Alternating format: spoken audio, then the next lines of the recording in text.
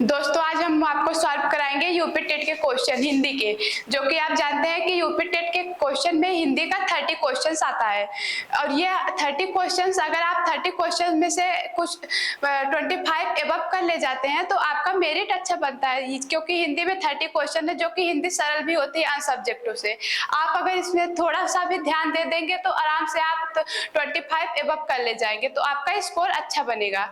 तो हम आपको आज सॉल्व कराएंगे 2022 के यूपी टेट का क्वेश्चन, जो कि पहला क्वेश्चन है सूर सागर किस भाषा की रचना है। पहला क्वेश्चन क्या है, सूर सागर किस भाषा की रचना है। इस क्वेश्चन में पूछा क्या गया है कि भाषा सूर सागर जो लिखी गई वो किस भाषा में लिखी गई है। तो इसमें हम आते हैं ऑप्शन पर कि पहला ऑप्शन है ब्रज भाषा, दूसरा अवधी, तीसरा बुंदेली, चौथा हिंदी। तो ब्रज भाषा सूर सागर लिखी तो ब्रज भाषा में गई है। हम और भी बात करते हैं कि सूर सागर के लेखक कौन है। इसके लेखक कौन है, सूरदास जी। सूर सागर के लेखक कौन है, सूरदास। और सूरदास जी की अन्य सारी रचनाएं भी हैं जो कि आपको बताई जा रही है। सूर सरावली, क्या है, सूर सरावली, साहित्य लहरी, सूर सरावली, साहित्य लहरी, सूर साहुत।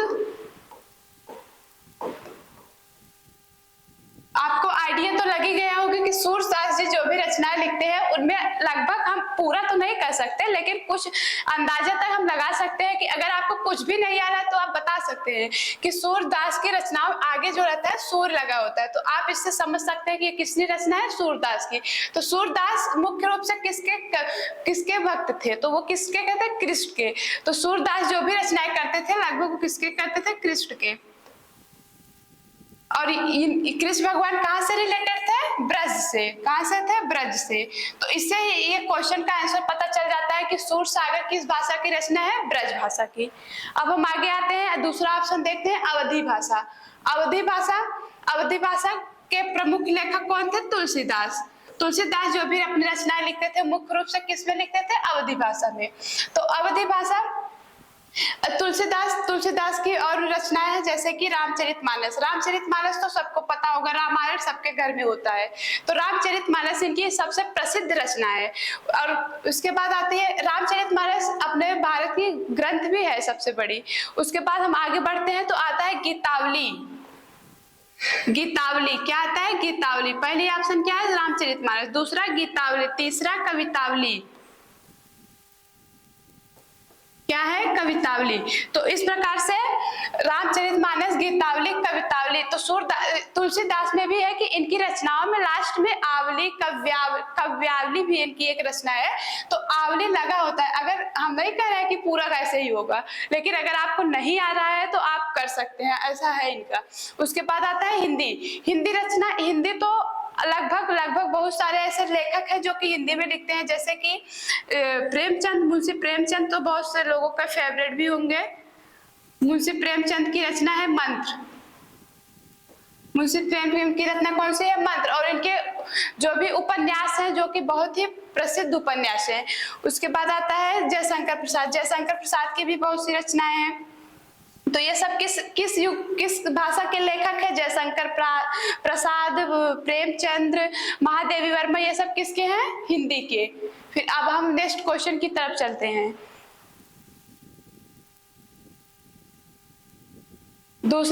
हमारा दूसरा क्वेश्चन है, ये हिंदी के लेखिका से लिया गया है कि मतलब इसमें इसके लाइन दी गई है और इसको आपको बताना है कि ये किसकी कविता है। तो दूसरा क्वेश्चन क्या है, वीरों का कैसा हो बसंत। तो इसके लेखिका कौन है, सुभद्रा कुमारी चौहान। सुभद्रा कुमारी चौहान को तो आप जानते होंगे कि ये वीर रस की एकलौती, मतलब वीर रस की एकलौती कावित्री है सुभद्रा कुमारी चौहान, जो कि वीर रस के बारे में लिखा करती थी। तो सुभद्रा कुमारी चौहान। इसके बाद आता है इनकी एक और सबसे प्रसिद्ध रचना है जो कि हम लोग बचपन से पढ़ते आ रहे हैं। कौन सी, झांसी की रानी खूब लड़ी मर्दानी, वो तो झांसी वाली रानी। किसकी रचना है, सुभद्रा कुमारी चौहान की। फिर आता है रामधारी सिंह दिनकर। रामधारी सिंह दिनकर तो लगभग हर क्वेश्चन, हर पेपर में दिख ही जाता है इनका एक ना एक या रचना, ये किस युग के कवि है, कुछ भी। तो एक बार हम एक वीडियो बनाएंगे कवियों पर और उनकी रचनाओं पर। तो इनका है रामधारी सिंह दिनकर। रामधारी सिंह दिनकर, इनकी प्रमुख रचनाएं जो हैं आप देख लीजिए कौन कौन सी है। रेणुका, इनकी प्रमुख रचना कौन सी है? रेणुका, हुंकार, रेणुका, हुंकार, कुरुक्षेत्र।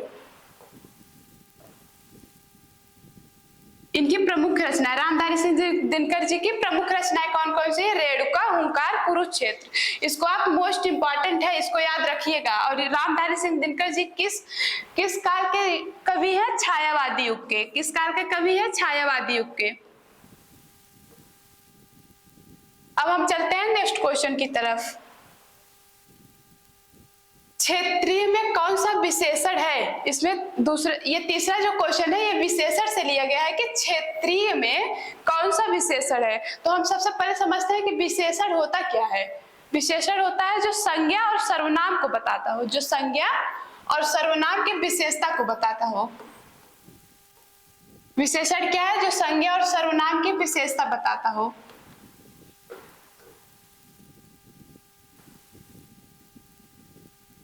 संज्ञा और सर्वनाम की विशेषता। तो संज्ञा तो सबको पता है क्या होता है? जहां कोई नाम हो, स्थान हो, जिसको कि हम आसानी से किसी का नाम ले रहे हैं, कोई स्थान बता रहे हैं, फूल, पत्ती, ताजमहल, घर, कुछ भी हो, वो क्या होता है? संज्ञा होता है। और सर्वनाम क्या होता है? जो संज्ञा के बदले हम प्रयोग करते हैं। जैसे संज्ञा में अब ताजमहल, मतलब कुछ भी ऐसा वाक्य जिसको हम कहने में बहुत टाइम लगा देते, तो उसके जगह पे छोटा वाक्य जो हम यूज करते हैं, जैसे वह, यह, वह, यह, वे, तुम, ये सब क्या हो जाता है? सर्वनाम हो जाता है, जो कि संज्ञा के जगह पे प्रयोग किया जाए। अब विशेषण क्या है?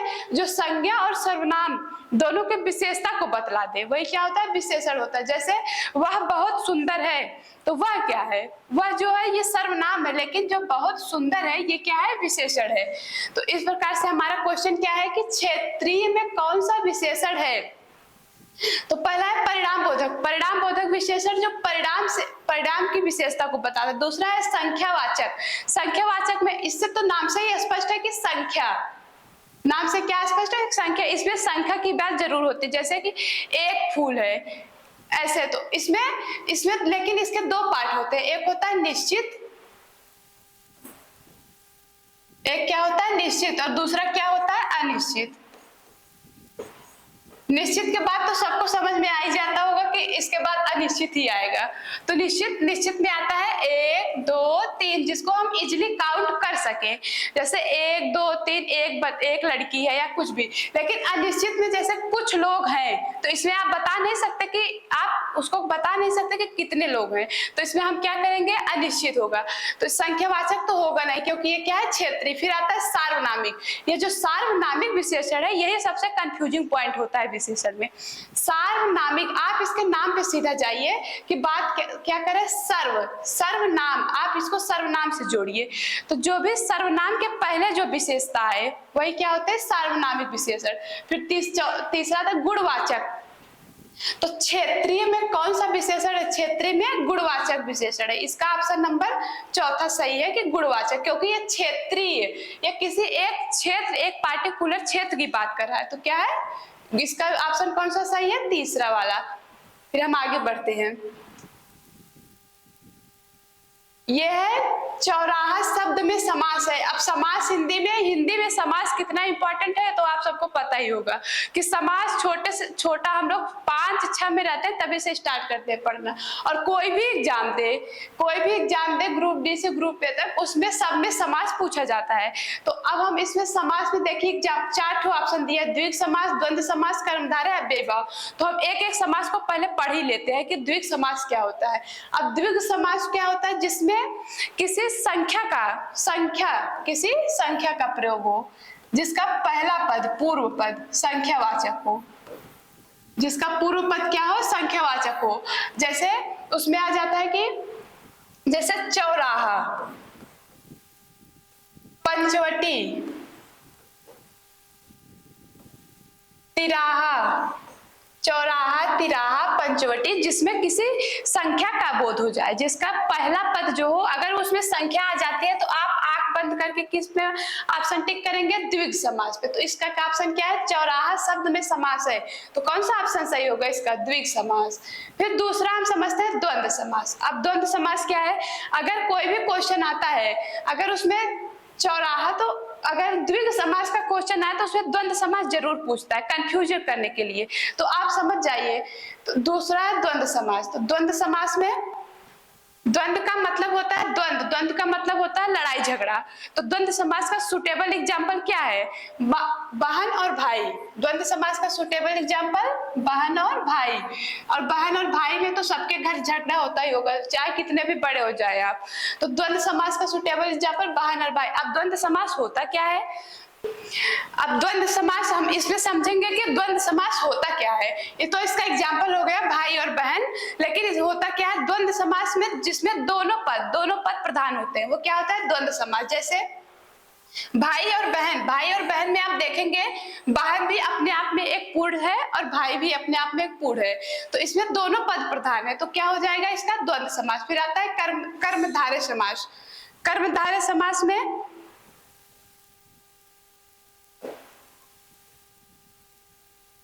कर्मधारय समास में प्रथम पद तो प्रधान नहीं होता, लेकिन इसका उत्तर पद प्रधान होता है।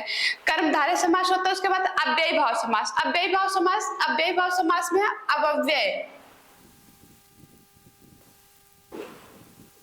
अपव्यय के बाद कोई भी वर्ड जुड़ जाए, के बाद मतलब उपसर्ग। आप सीधा समझिए कि उपसर्ग के बाद कोई भी ऐसा वर्ड जुड़े जो कि उसका कोई अर्थ निकलने लगे, जैसे यथा।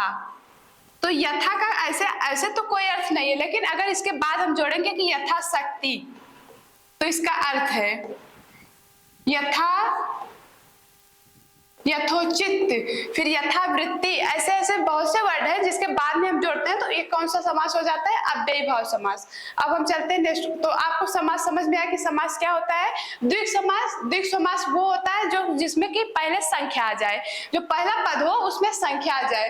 द्विग और द्वंद्व सबसे ज्यादा कंफ्यूजन होता है, और यही दोनों समास हर क्वेश्चन एग्जाम में पूछे जाते हैं। तो इसमें समझिए कि चौराहा, अगर पहले पद में संख्या दिख जाए तो आप आंख बंद करके क्या लगाएंगे? द्विग समास। और दूसरे द्वंद्व में दोनों पद, अगर आपको लगता है कि दोनों पद का कुछ ना कुछ मतलब है, तो आप क्या लगाएंगे? द्वंद्व समास। अब हम चलते हैं नेक्स्ट क्वेश्चन की तरफ। निम्नलिखित में मौखिक अभिव्यक्ति का रूप है। अब आप समझिए कि मौखिक मतलब क्या होता है? बोलना।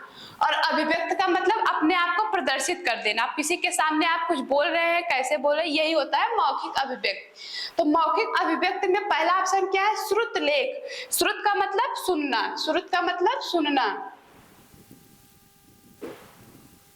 तो सुन के लिखना क्या हो जाता है? श्रुत लेख। लेकिन क्वेश्चन क्या है? निम्नलिखित में मौखिक अभिव्यक्ति का रूप है। तो श्रुत लेख, उसके बाद आता है सुलेख। तो सुलेख तो आप लोग बचपन से ही लिखते रहे होंगे कि सुलेख लिखिए, मैडम को कुछ नहीं करना रहता तो क्या दे देते थे हम लोग को? 4 पन्ना सुलेख लिखिए। तो सुलेख मतलब सुंदर लिखना, अच्छा लिखना। फिर आता है आशुभाषण। तो निम्नलिखित में कौन मौखिक अभिव्यक्ति का रूप है? तो भाषण में तो आप बोलेंगे, ऐसा नहीं है कि आप लिखेंगे। तो आप यही से समझ जाइए कि क्या होगा? भाषण। और आशुभाषण का मतलब होता है कि जो भी वक्ता है उसको हम तुरंत कोई टॉपिक देते हैं और उस पर वो बोलता है, तो क्या हो जाता है? आशुभाषण। तो निम्नलिखित में मौखिक अभिव्यक्ति का रूप है, इसका सही ऑप्शन क्या है? आशुभाषण। अब हम चलते हैं नेक्स्ट क्वेश्चन की तरफ। हिंदी भाषा की बोलियां हैं। तो ये तो सबसे कॉमन क्वेश्चन है जो कि लगभग हर एग्जाम में ही पूछा जाता है कि हिंदी भाषा की बोलियां हैं। तो हिंदी भाषा सब कंफ्यूज हो जाते हैं कि संविधान में जो भी हिंदी भाषा की बात की गई उसमें 22 कहा गया, लेकिन यहाँ क्या पूछा? हिंदी भाषा की बोलियां। मतलब ऐसे कितनी बोलियां हैं जिसमें हिंदी भाषा शामिल की जाती है? तो ऐसी कितनी बोलियां हैं? 18, जिसमें बहुत सी वैसी भाषा है जैसे हरियाणवी गाना आप लोग सुनते होंगे तो समझ जाते होंगे कि हरियाणवी में। तो ऐसे बहुत सी ऐसी भाषाएं हैं जिसमें हिंदी आसानी से, उसमें हिंदी का वो कॉम्बिनेशन रहता है। तो कौन सी भाषा? हिंदी भाषा की बोलियां हैं 18। फिर हम चलते हैं नेक्स्ट क्वेश्चन की तरफ। और संविधान में बात की जाए हिंदी भाषा को तो कितना है? 22। संविधान में 22 और हिंदी भाषा की बोलियों में 18। अब हम चलते हैं नेक्स्ट क्वेश्चन की तरफ। सामाजिक शब्द में मूल शब्द और प्रत्यय है।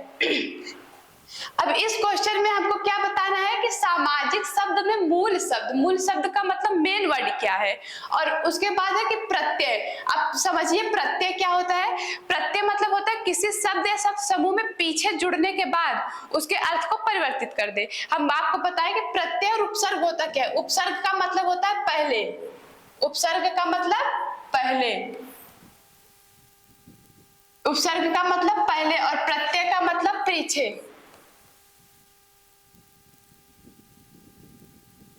तो क्या है प्रत्यय, तो उपसर्ग का मतलब होता है पहले और प्रत्यय का मतलब होता है पीछे। तो आप कंफ्यूज नहीं होंगे ना कि प्रत्यय, यही से देखिए आप प्र से आप क्या समझ जाएंगे, पीछे जुड़ना, और उपसर्ग का मतलब पहले। तो अब आप इसमें क्वेश्चन क्या है कि सामाजिक शब्द में मूल शब्द और प्रत्यय क्या है। तो सामाजिक में आप इसके शब्द पे जाइए, सामाजिक, तो क्या होगा, समाज, जो समाज होगा इसका मूल शब्द होगा। और एक सामाजिक में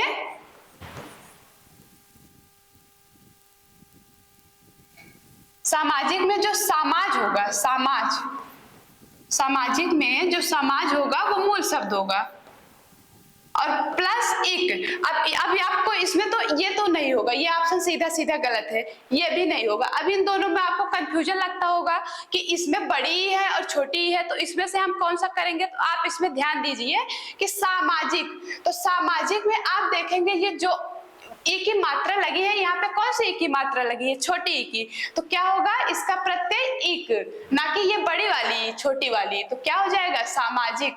तो इसका सामाजिक शब्द में मूल शब्द और प्रत्यय क्या है, ये वाला। इसका कौन सा ऑप्शन सही है, ये चौथा ऑप्शन सही है। अब हम चलते हैं नेक्स्ट क्वेश्चन की तरफ। तद्भव पत्रिका के संपादक का नाम लिखिए। तो इसमें पत्रिका का संपादन कौन किया है, ये बस इसमें यही बताना है। तो इसका तद्भव पत्रिका के संपादक कौन है, अखिलेश। अब हम इसके नेक्स्ट क्वेश्चन की तरफ चलते हैं। 9वां क्वेश्चन हमारा है, 12 बरस लो कुकर जियो और 13 लो जिये सियार। तो इसमें क्या है कि 12 बरस, इसमें 12 बरस कुत्ते जीते हैं, कुकर मतलब कुत्ते, और 13 बरस सियार। सियार मतलब जो आप लोग जानते होंगे गन्ने में रहते हैं सियार, बच्चों को, छोटे बच्चों को उससे भय लगता है, डरवाया जाता है, उसको क्या कहते हैं, सियार। तो 12 और 13 बरस सियार। यह पंक्ति किसकी है, यह पूछा गया है कि यह पंक्ति है किसकी। तो यह पंक्ति किसकी है, नरपत नाल। नरपत नाल की नहीं है। इनकी सबसे प्रसिद्ध रचना कौन सी है, नरपत नाल की सबसे प्रसिद्ध रचना कौन सी है, विसल देव। कौन सी है, विसल देव।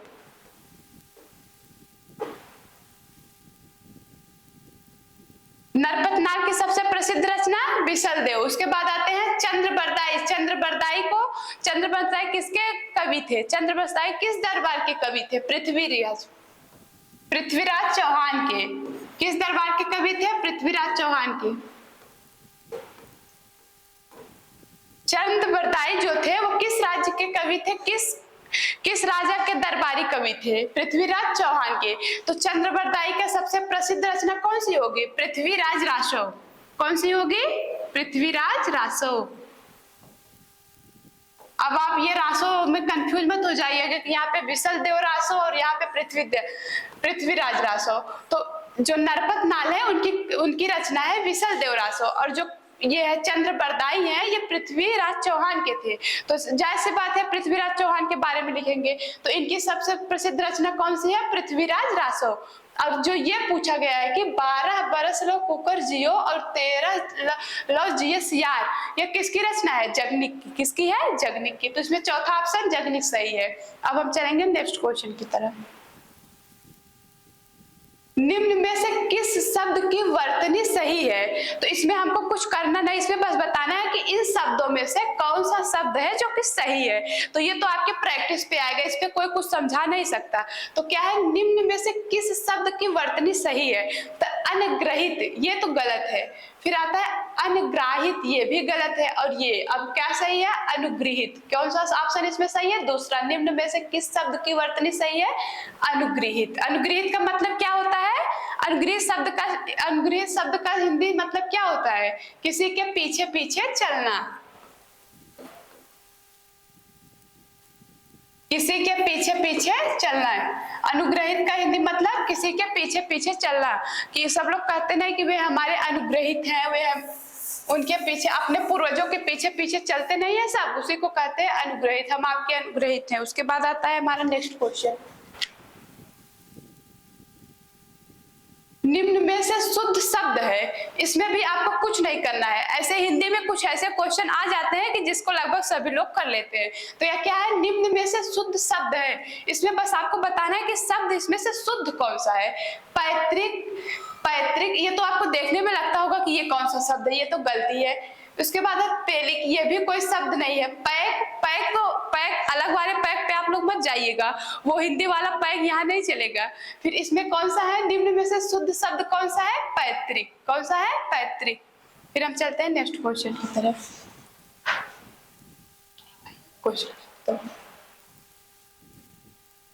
अत्यंत शब्द में प्रयुक्त उपसर्ग है। अभी हम आपको इसके पहले ही बताया है कि उपसर्ग क्या होता है, प्रत्यय क्या होता है। तो उपसर्ग क्या होता है, उपसर्ग का मतलब होता है पहले और प्रत्यय का मतलब होता है बाद में। तो इसमें क्या है कि अत्यंत शब्द में प्रयुक्त उपसर्ग है। तो उपसर्ग का मतलब पहले जो जुड़ता हो, उपसर्ग का मतलब पहले।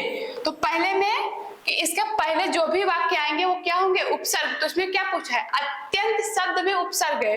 तो अत्यंत जो है,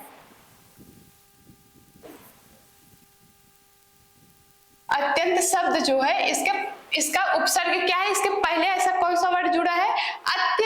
ऐसे आपको देखने में लगता है लेकिन नहीं है, आ नहीं आता। तो इसका सबसे लास्ट ऑप्शन चौथा सही होगा, अति। तो अत्यंत शब्द में प्रयुक्त उपसर्ग कौन सा है, अति। तो इसमें आप कोई ट्रिक नहीं, आपको ये याद करना पड़ेगा कि अत्यंत शब्द में, नहीं तो अगर आप नहीं पढ़ेंगे ऐसे चले जाएंगे पगलोरों की तरह, तब आप क्या लगा के आएंगे, अति, जो कि आपका क्वेश्चन गलत हो जाएगा, उसमें आपका नंबर कट जाएगा। तो कौन सा शब्द ऑप्शन सही है इसमें, अति, चौथा। अब चलते हैं नेक्स्ट क्वेश्चन की तरफ।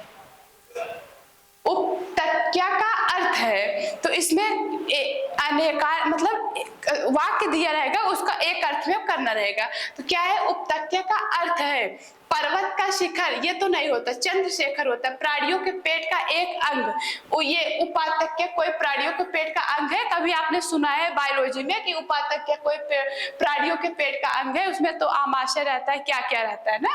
हम लोग फिलहाल हिंदी की बात करते हैं। तो आता है सूर्य जिस पर्वत के पीछे से निकलता है, इसका क्या होता है, इसका क्या होता है, उदयाचल। सूर्य जो पर्वत के पीछे से निकलता है उसको एक शब्द में क्या कहते हैं, उदयाचल। लेकिन चौथा है पर्वत के पास की भूमि, पर्वत के पास की जो भूमि होती है उसी को क्या कहते हैं, उपतक्या। क्या कहते हैं, उपतक्या। तो ये ऑप्शन चौथा सही है। हमारा 15वां क्वेश्चन है कि निम्नलिखित वाक्यों में कौन सा मिश्र वाक्य है। तो ये क्वेश्चन मोस्ट इंपॉर्टेंट है, हमेशा पूछा जाता है कि निम्नलिखित में से निम्नलिखित वाक्यों में कौन सा मिश्र वाक्य है। तो मिश्र वाक्य और संयुक्त वाक्य, मिश्र वाक्य और संयुक्त वाक्य में बहुत कंफ्यूजन होता है कि मिश्र वाक्य क्या है और संयुक्त वाक्य क्या है। मिश्र वाक्य का मतलब होता है कि जहां पे की, या तथा ये सब आ जाते हैं, वो कौन सा वाक्य होता है, मिश्र वाक्य। और जहां पे आते हैं कि तथा, यहाँ,